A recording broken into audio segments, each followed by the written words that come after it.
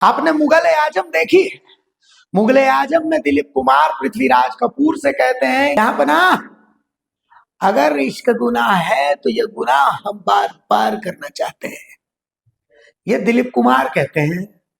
और ऐसा ही डायलॉग न बोलते हुए भी साबित कर दिया है बोकारो जिले में गोमिया की गुरुटी पंचायत की सबसे युवा मुखिया बनी सपना कुमारी ने। देखिए, ये मोहतरमा सपना कुमारी है।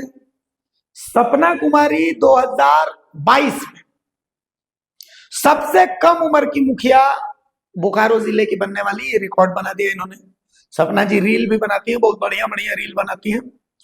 सपना जी के जो पति हैं वो विदेश में, संभवतः जो मेरे पास सूत्रों से हवाले से जानकारी है कि विदेश में नौकरी वोकरी करते थे, लेकिन सपना जी की शादी के बाद उन्होंने वो नौकरी वोकरी भी छोड़ दी।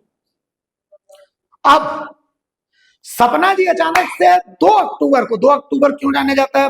महात्मा गांधी का जन्मदिन, लाल बहादुर शास्त्री का जन्मदिन, और उसी दिन विजय सलगांवकर अपने पत्नी बच्चों को लेकर के गोवा गए थे, है ना, पणजी गए थे भाई, जो कुछ सुनना उनना था सत्संग के लिए।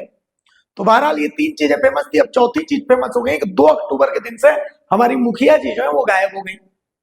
अब सब तरफ चर्चा कि भाई मुखिया जी कहाँ गायब हो गई, मुखिया जी कहाँ गायब हो गई। इसलिए भाई मुखिया जी सुंदर है, मुखिया जी रील बनाती हैं और मुखिया है, सबसे कम उम्र की मुखिया है, तो सवाल उठने लगा कि भाई मुखिया जी कहाँ चली गई, मुखिया जी कहाँ चली गई, छोटे बच्चे को छोड़ करके मुखिया जी कहाँ चली गई।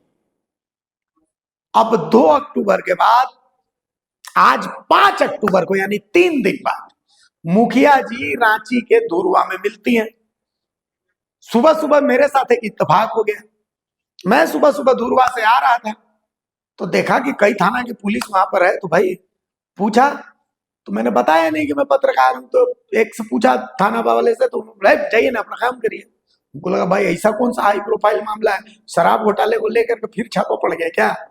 तो अड़ोस पड़ोस में छत पर चढ़ गया तो देखा कि मुखिया जी मिल गई। मुखिया जी के साथ एक लड़का भी पकड़ा गया। दोनों को गाड़ी में बैठा करके पुलिस बोकारो ले गई। पता चला कि रांची बोकारो पुलिस की संयुक्त कार्रवाई थी। अभी लगभग शाम के 4 बज रहे हैं। अमूमन ऐसी खबरों में हम समय उमें बताते नहीं है, लेकिन जो मेरे पास जानकारी है कि कल मुखिया जी को कोर्ट में पेश किया जाएगा। आज तो रविवार, अभी तक पेश किया नहीं गया। थाने में मुखिया जी बैठी हुई है और जो जानकारी मिल रही है कि जो लड़का है उस लड़के का नाम रवि है। असल में मुखिया जी मोहब्बत में पड़ गई और मोहब्बत में पड़ करके उन्होंने घर द्वार सब छोड़ करके और रवि के साथ हम प्यार करने वाले गाना गाना उचित समझा और वो आ गई रांची।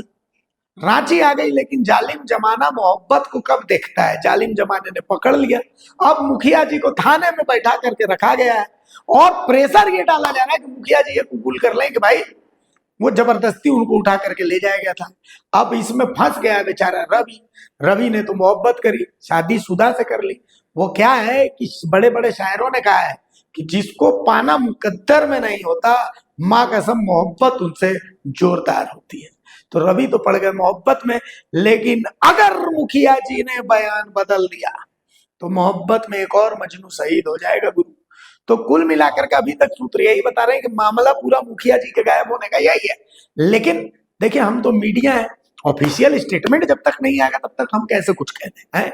हमने तो सूत्रों के हवाले से आपको बता दिया कि इस मामले में क्या हुआ है, कैसे हुआ है, क्यों हुआ है ना।